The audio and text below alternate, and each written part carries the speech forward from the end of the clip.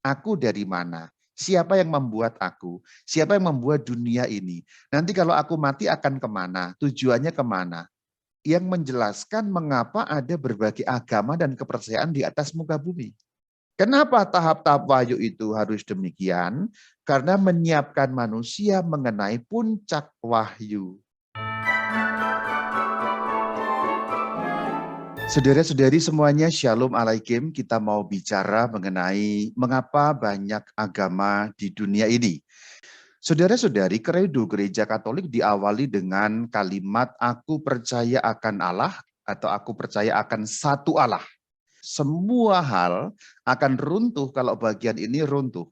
Kalau kepercayaan mengenai Allah itu dicoret, maka kepercayaan mengenai Kristus, mengenai gerejanya, mengenai Roh Kudus lalu tidak ada maknanya apa-apa.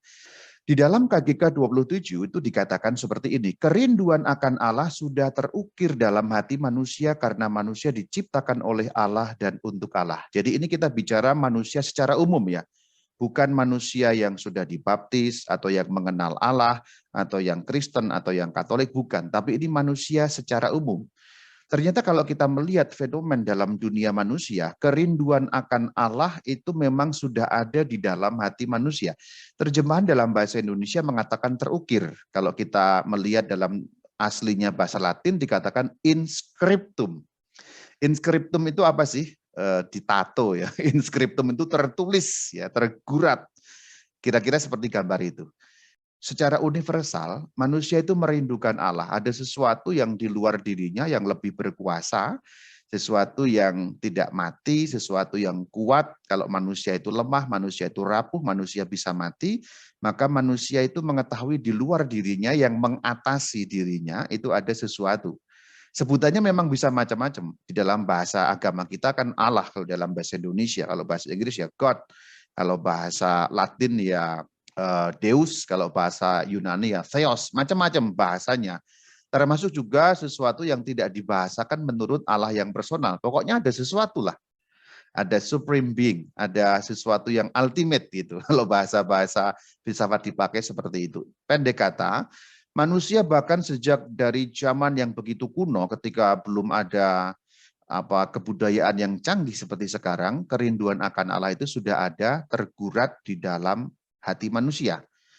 Itulah kenapa kitab Mazmur 42 pada ayat yang kedua mengatakan seperti ini, seperti rusa yang merindukan sungai yang berair, demikianlah jiwaku merindukan Engkau ya Allah. Ini menggambarkan bagaimana kerinduan manusia akan Allah. Kenapa kok seperti itu sih? KGK di dalam artikel yang ke-27 masih memberi keterangan kepada kita. Ini masih lanjutan yang tadi.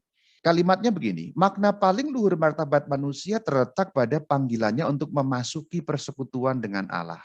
Kalau kata Allah itu diganti dengan ultimate atau sesuatu yang maha, apapun itu, maka itu juga berlaku sama untuk semua manusia. Artinya memasuki persekutuan dengan sosok sesuatu atau seseorang yang maha yang mengatasi itu. Itu yang dalam agama Katolik ya disebut sebagai Allah ya. Ini membedakan manusia dengan binatang. Dogi, anjing, ayam, kucing, apapun makhluk yang bukan manusia, tidak punya kerinduan memasuki persekutuan dengan Allah.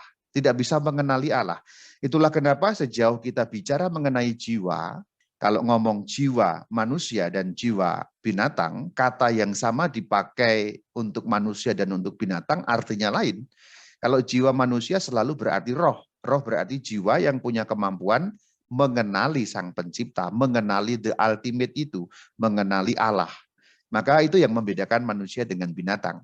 Binatang tidak punya dambaan untuk memasuki persekutuan dengan yang maha tinggi itu. Kalau manusia punya. Nanti muncul berbagai macam agama itu dari sini sebenarnya. Manusia punya kerinduan kepada Allah, manusia ingin menemukan sosok Allah, ingin memasuki dunia Allah, ingin memasuki persekutuan dengan Allah, tetapi ada problem karena Allah tidak dapat diindra. Allah nggak bisa dilihat, nggak bisa diraba, nggak bisa dicium. Bagaimana manusia bisa mengenal bahkan percaya kepada Allah, sedangkan ada masalah besar, Allah tidak terindra oleh manusia. Bahkan ketika sekarang manusia yaitu kita semua sudah mencapai teknologi yang begitu canggih, tetap tidak bisa melihat, mengenal seperti kita mengenal sesama. Kepada Allah tidak berlaku itu. Jadi bagaimana caranya mengenal? Nah, disinilah saudara-saudari, kita akan menemukan bagaimana jawaban katekismus mengenai persoalan ini, dan nanti kita akan kemudian lihat bagaimana munculnya banyak agama di dunia ini. Ternyata sejak zaman dulu manusia melakukan berbagai cara dan juga usaha untuk menemukan Allah. Kesadaran mengenai Allah itu sudah ada dalam diri manusia sepurba apapun ya. Manusia sekuno apapun punya kesadaran mengenai itu. Nah, kemudian mereka mencari berbagai macam cara dan usaha untuk menemukan dan mulai mengenal yang maha tinggi itu. KGK 28 menjelaskan bagaimana usaha-usaha untuk menemukan Allah, untuk mengenali Allah yang maha tinggi itu. Ada doa, ada kurban, ada upacara, ada meditasi, dan lain sebagainya. Sebenarnya ada kalimat dan lain sebagainya yang tidak diterjemahkan dalam bahasa Indonesia. Ketika dicek dalam bahasa Latin dan bahasa Inggrisnya ada dan lain sebagainya. Ini hanya contoh-contoh bagaimana cara dan usaha manusia untuk menemukan dan mengenal Allah. Maka di dalam berbagai budaya kita mengenal aneka keagamaan, aneka kepercayaan, aneka religiusitas. Contohnya Mesir.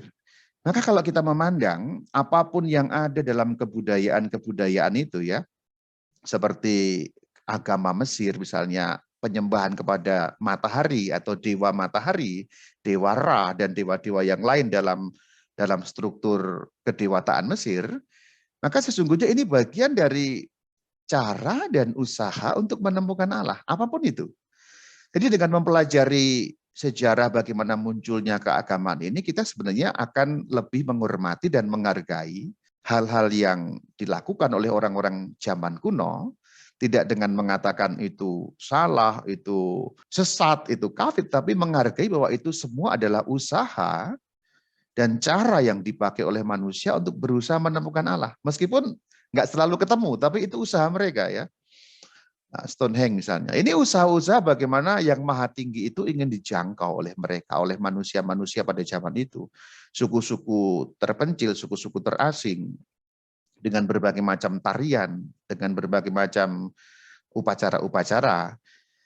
Kemudian juga ada patung-patung totem. Kita memandang ini semua kan kalau sekarang tanpa mengetahui bagaimana proses terjadinya agama-agama itu, kita akan mungkin merendahkan, tapi dengan mengetahui bahwa ini semua usaha manusia pada zaman kuno untuk menemukan yang maha tinggi itu. Maka dengan lebih arif kita pasti akan memandang seperti ini. Bukan untuk menyetujui saya katakan.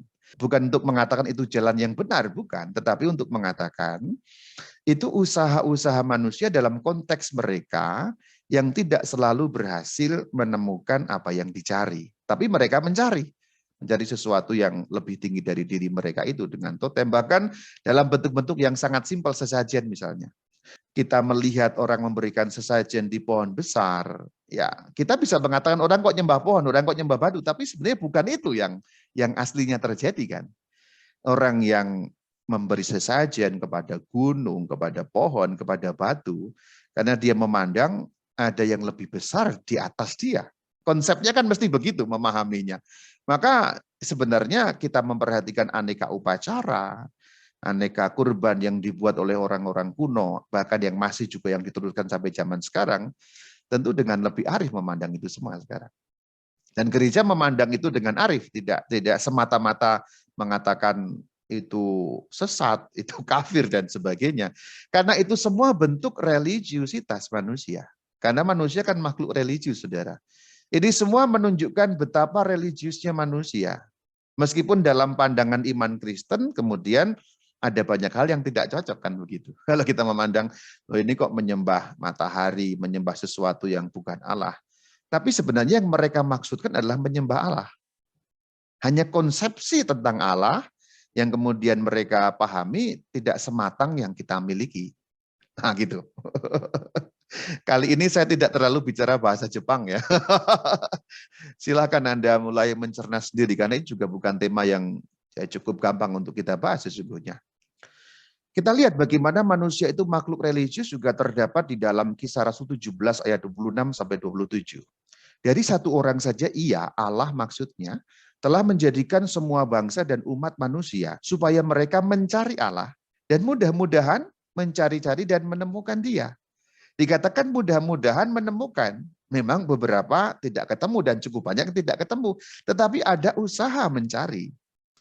Namun memang ada yang tidak mencari Allah, dalam arti ada juga yang menolak Allah.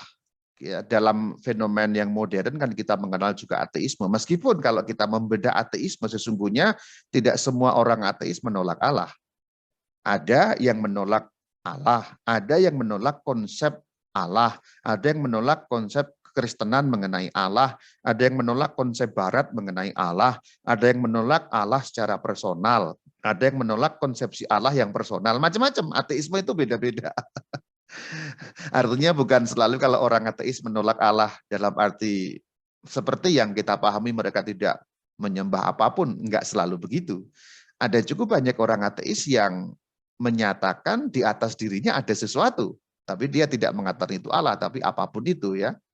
Apakah ada yang menolak Allah? Ada, bahkan sejak awal-awal dalam kitab Kejadian pun kita sudah diberitahu ya, Kejadian 6 ayat 5. Ada yang tidak mau menerima aturan dari Allah, hukum dari Allah. Tetapi kabar gembiranya adalah sekalipun manusia menolak Allah, kita diberitahu oleh gereja, Allah tidak pernah menolak manusia. Allah tidak pernah berhenti memanggil manusia untuk menemukan dia agar manusia bahagia. Karena apa? Karena Allah tahu kebahagiaan manusia itu hanya terletak pada persatuannya dengan Allah. Allah yang kita imani maksud saya. Allah yang diimani di dalam iman Katolik itu menginginkan supaya Allah bersatu dengan manusia atau manusia menyatu dengan Allah, karena itulah letak kebahagiaan manusia. Simpelnya adalah bagaimanapun manusia menolak Allah, Allah tidak pernah menolak manusia. Dan itu terbukti dalam lembar demi lembar halaman-halaman Alkitab. Anda bisa lihat dari paling awal ya, Kejadian 3, manusia jatuh dalam dosa. Kan tidak dibiarkan begitu saja. Bahkan dalam Kejadian 3 ayat 15 sudah ada kabar gembira yang disebut sebagai proto-evangelium ya. Manusia memakan buah yang terlarang itu mati, tetapi pada ayat 15 bab 3 dari kitab Kejadian Allah bicara mengenai keturunan yang berarti tidak mati. Dalam arti diselamatkan oleh Tuhan.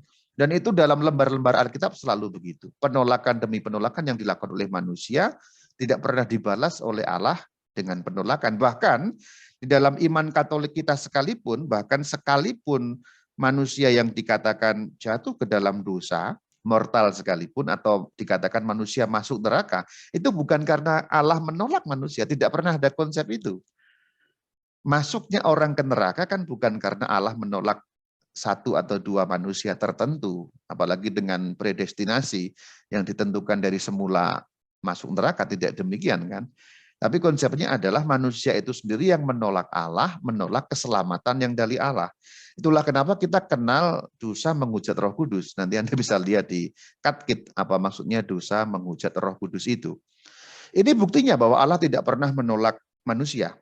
Ini beberapa bukti saja. Tadi sudah saya ungkapkan bukti Kejadian 3 ayat 15 sesaat setelah manusia berdosa.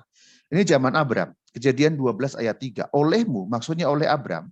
Ini Allah bicara kepada Abram. Semua kaum di muka bumi akan mendapat berkat. Coba perhatikan. Semua kaum di muka bumi akan mendapat berkat. Artinya apa? Di sini Allah mengejar terus supaya manusia itu menyatu dengan dirinya. Dan dengan itu menjadi bahagia, karena kebahagiaan manusia sekali lagi terletak pada persatuannya dengan Allah. Yang kedua, Yesaya 49 ayat 15. Ini manis sekali. Inilah Allah yang kita imani, yang diwahyukan di dalam Alkitab. Kita baca. Dapatkah seorang perempuan melupakan bayinya sehingga ia tidak menyayangi anak dari kandungannya? Sekalipun dia melupakannya. Maksudnya apa? Sekalipun ada seorang perempuan yang melupakan bayinya, aku yang artinya Allah, tidak akan melupakan engkau. Artinya manusia, umatnya. Ini pernyataan diri Allah langsung, pewahyuan kalau ini tentu saja, menggambarkan seperti apa sosok Allah yang diyakini di dalam Yudaisme dan dalam Kristianitas. Itu membuktikan bahwa Allah tidak pernah menolak manusia. Apapun manusia perbuat. Apa yang sudah kita lihat dari depan tadi, kerinduan manusia akan Allah itu membuat manusia menemukan berbagai macam jalan untuk mengenal Allah. Jadi ini kita bicara zaman kuno ya. Kalimat ini harus kita pahami dalam konteks zaman kuno. Sebelum ada segala macam agama yang kita kenal di muka bumi ini. Belum ada Islam, belum ada Kristen, belum ada Yahudi, belum ada segala macam. Ini masih zaman sangat kuno ketika struktur manusia, peradaban manusia masih sangat sederhana. Nah, ketika peradaban manusia masih sangat sederhana pun, manusia sudah menemukan berbagai macam jalan. Tadi yang sudah disebutkan di bagian depan tadi, dalam usaha untuk mengenal Allah. Nah, kemampuan ini dimiliki karena apa? Karena manusia diciptakan menurut citra Allah, sehingga seperti dikatakan dalam KGK 27 tadi, kerinduan akan Allah itu inskriptum dalam diri manusia. Tanpa diajari oleh siapapun, dengan sendirinya manusia ketika memandang alam sekitarnya akan berusaha untuk mengenal siapa yang lebih besar daripada aku, yang di atas hidupku, yang membuat ini semua. Sang pencipta ini siapa gitu. Dan karena ada kerinduan itu, maka berbagai macam jalan itu ditemukan. Dari mana itu semua? Kenapa kok bisa menemukan berbagai macam cara, jalan untuk menjumpai Allah? Dari mana itu semua? Dari berbagai macam usaha-usaha tadi. Ini kita lihat di dalam Roma 1 ayat 20. Sebab sifat-sifatnya yang tidak tampak, sifat-sifat Allah, dapat tampak dan dipahami dari karyanya sejak dunia diciptakan. Maksudnya apa? Maksudnya adalah manusia itu dengan melihat dunia ciptaan Allah ini saja akan mulai paling kurang bertanya, aku dari mana? Siapa yang membuat aku? Siapa yang membuat dunia ini? Nanti kalau aku mati akan kemana? Tujuannya kemana? Paling kurang akan bertanya dua hal, aku dari mana dan akan kemana? Manusia zaman kuno ketika memandang, itu contoh yang dapat Anda lihat di dalam background yang saya buat itu. Ketika melihat misalnya langit, dia akan bertanya-tanya betapa luasnya langit itu. Siapa yang ada di atas sana? Siapa yang membuat ini semua?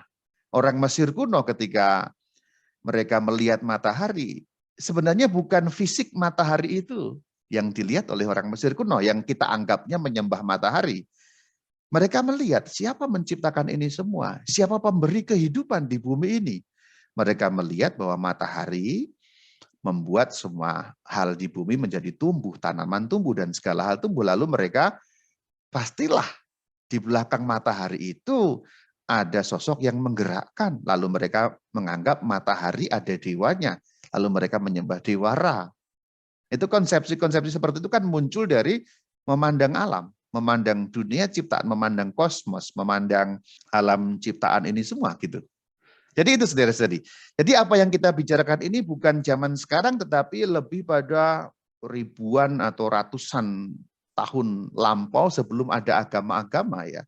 Sebelum ada Yudaisme, sebelum ada agama Tiongkok kuno, sebelum ada agama India kuno, sebelum ada Kristen, sebelum ada Islam, sebelum ada Manikeisme. Inti dari pembicaraan sampai bagian ini adalah kerinduan akan Allah itu kemudian membuat manusia mencari jalan menuju Allah, mengenal Allah melalui berbagai macam cara dan usaha tadi. Namun ada batasnya, yaitu yang dijelaskan dalam KGK 37. Namun dalam kondisi sejarah di mana ia berada, manusia mengalami banyak kesulitan untuk mengenal Allah hanya dengan bantuan sinar akal budinya.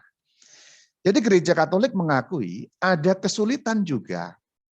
Kenapa ada kesulitan mengenal Allah? Tadi sekali lagi problemnya kan di awal. Allah tidak terlihat, tidak dapat didefinisikan dengan mudah. Sedangkan yang kita lihat pun tidak selalu mudah didefinisikan, bukan? Manusia zaman kuno tidak memahami bagaimana tubuh mereka bekerja. Tidak seperti kita yang sudah lebih memahami bagaimana cara tubuh kita bekerja. Kita sekarang pun yang sudah lebih memahami bagaimana tubuh kita bekerja, sampai sekarang ilmu yang kita punya belum bisa memahami secara pasti bagaimana otak manusia bekerja. Secara pasti saya katakan, secara samar-samar sudah bisa. Maka akal manusia terbatas sehingga menurut kondisi sejarah di mana manusia berada itulah yang menciptakan aneka jalan mengenal Allah. Kata kuncinya adalah aneka jalan mengenal Allah yang terhubung dengan kondisi historis keadaan setempat, keadaan ruang dan waktunya, keadaan di mana manusia itu berada. KGK 37 inilah yang menjelaskan mengapa ada berbagai agama dan kepercayaan di atas muka bumi. Secara prinsipil tentu saja.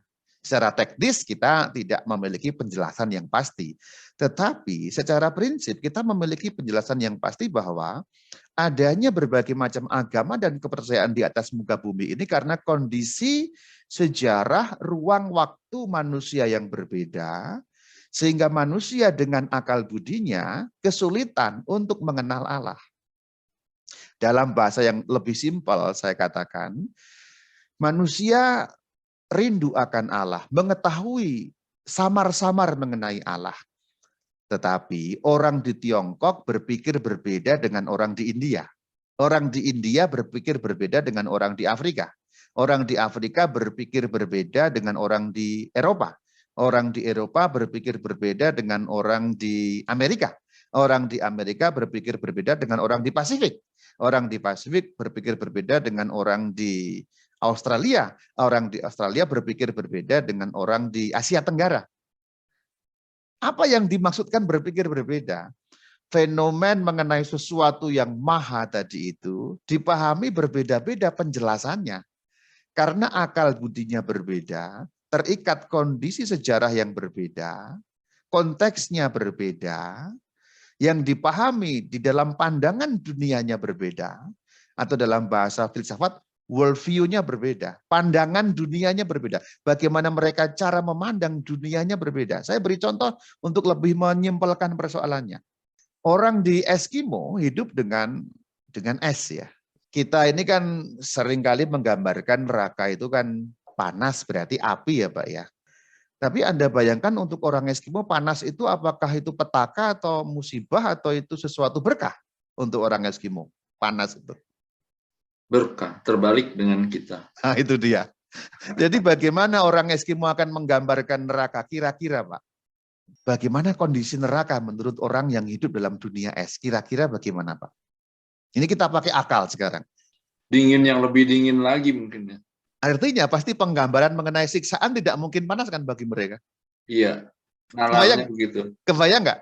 Kebayang, nalarnya seperti itu. Ya itu dia. Itu dia yang dimaksudkan kondisi sejarah, ruang, dan waktu.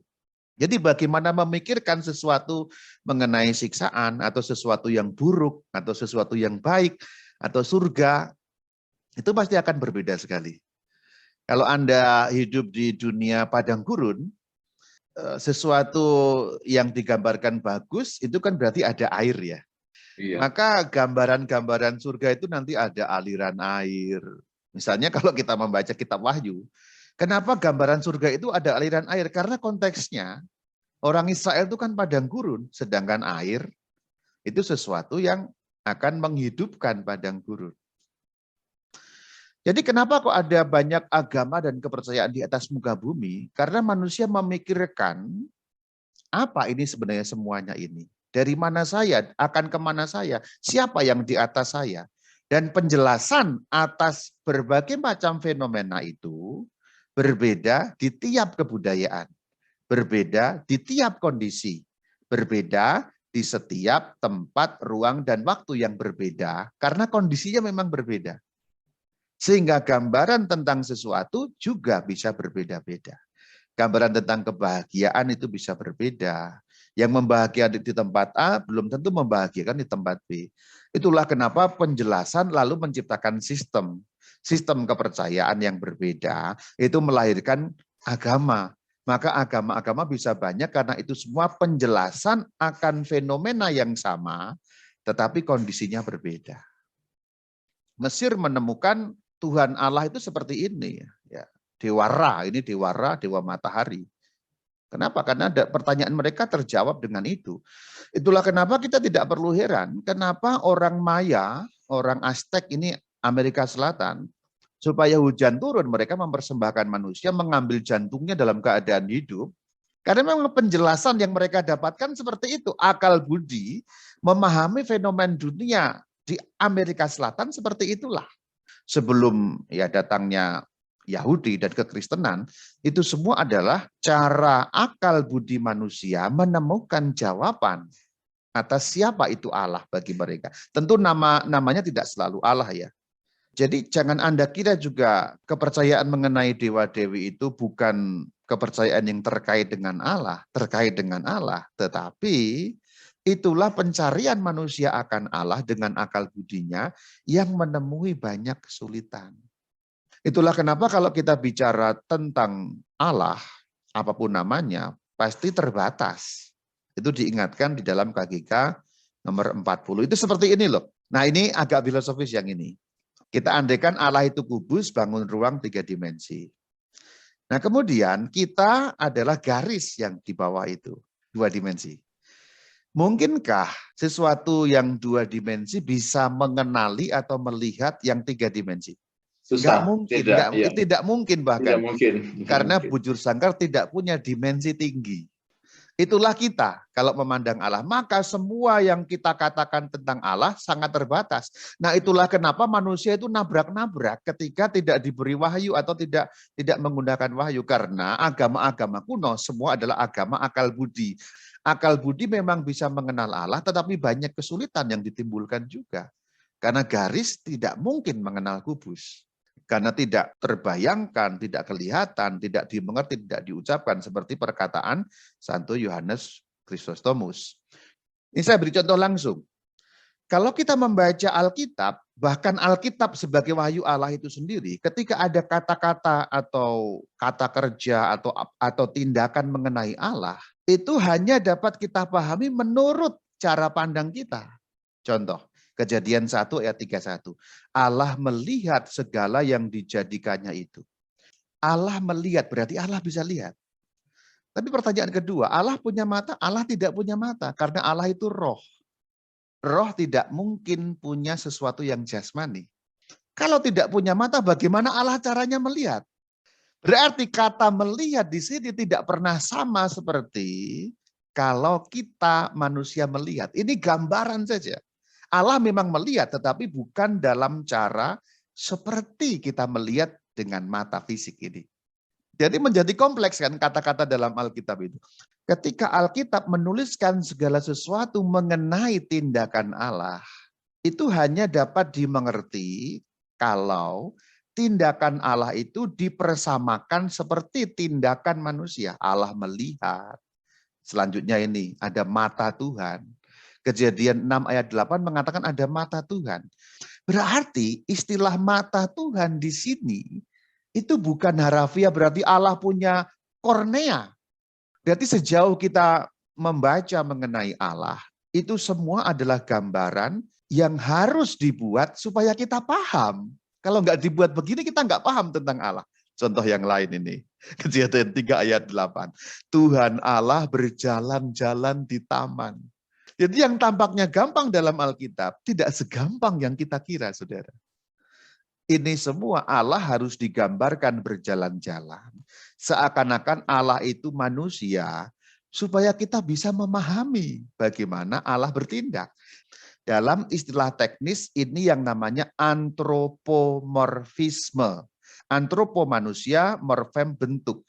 Jadi Allah dibuat seakan-akan berbentuk manusia. Supaya kita bisa memahami atau paling kurang mengimajinasikan tentang Allah yang tidak terpahami itu.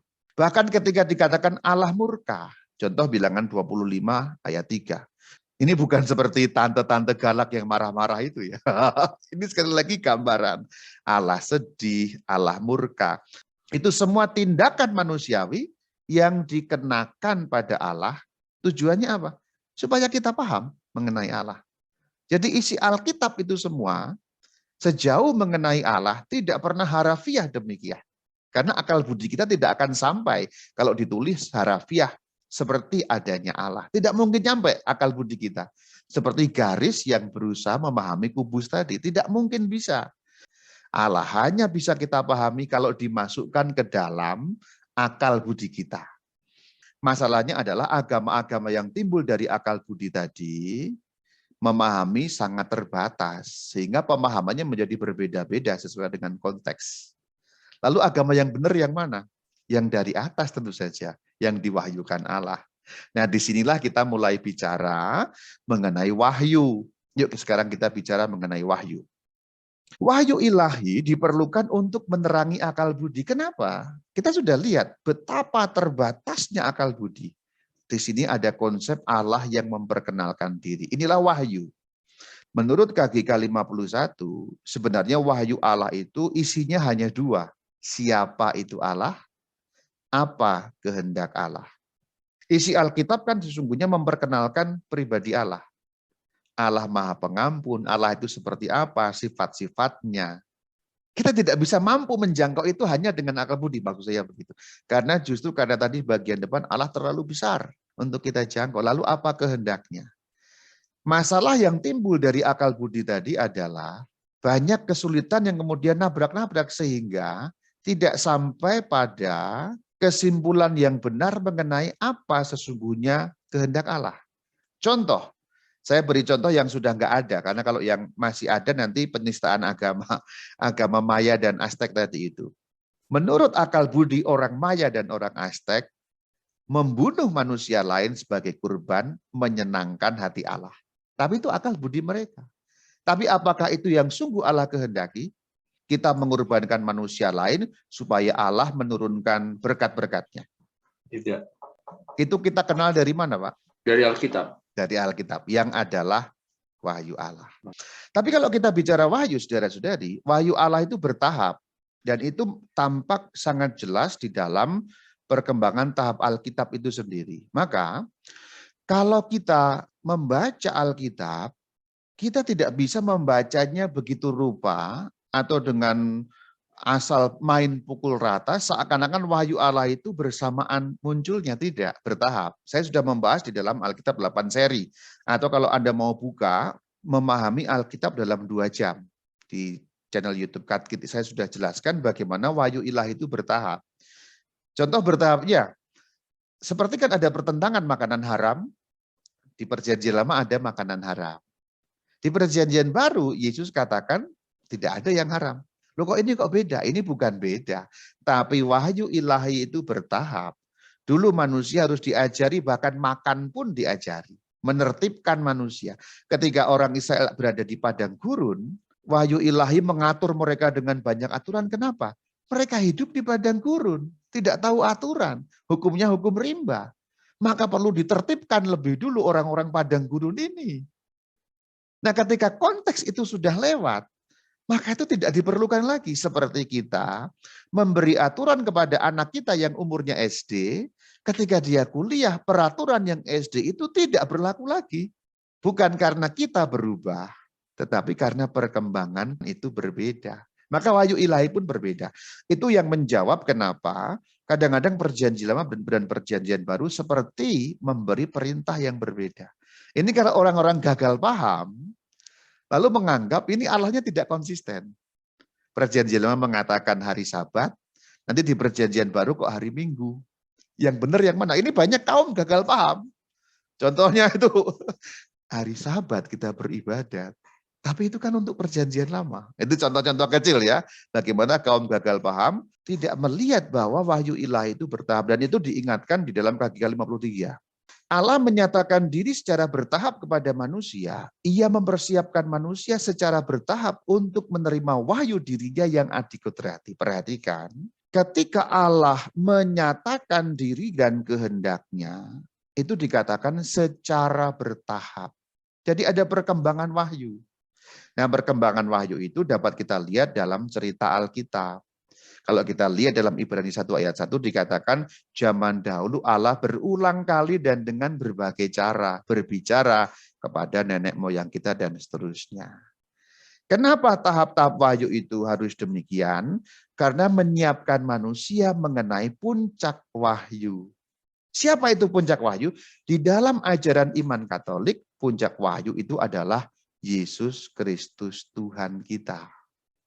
Puncak wahyu itu disiapkan dari zaman Perjanjian Lama. Kalau kita membaca KGK 56 sampai 61 dikatakan Allah juga tetap berwahyu sejak kejatuhan manusia. Kemudian nanti ada contoh-contoh leluhur iman, Nuh, Abraham, dan seterusnya. Itu sebenarnya untuk menyiapkan kita akan menerima kepenuhan wahyu, puncak wahyu yang terakhir, yaitu Yesus Kristus Tuhan kita. Lalu mana agama yang benar? Yang puncak wahyunya kita terima dalam Yesus Kristus Tuhan kita. Lalu yang lain bagaimana Yang lain karena akal budinya tadi menimbulkan banyak kesulitan, kondisi sejarah yang berbeda, sehingga bukan salah, kebenarannya bercampur dengan kesalahan. Jadi kalau kita melihat agama lain itu bukan salah ya, tapi kebenaran bercampur dengan kesalahan. Itu yang terjadi sebenarnya. Setelah Yesus tidak ada wahyu lagi. Ini akan menarik nanti apalagi berkaitan dengan agama-agama setelah Kristen atau setelah Katolik. Apakah ada agama setelah Katolik? Ya ada, Islam contohnya, Bahai contohnya. Nah itu ya. Bagaimana lalu sikap kita mengenai itu? Katanya wahyu tertinggi, terakhir, puncak wahyu Yesus Kristus. Nah kalau ada yang kemudian mengklaim wahyu setelah itu bagaimana? Zaman akhir ini ia berbicara kepada kita dengan perantaraan anaknya. Siapa itu anaknya? Di dalam Injil Yohanes 1 ayat 14 dijelaskan firman yang telah menjadi manusia. Shalom alaikum.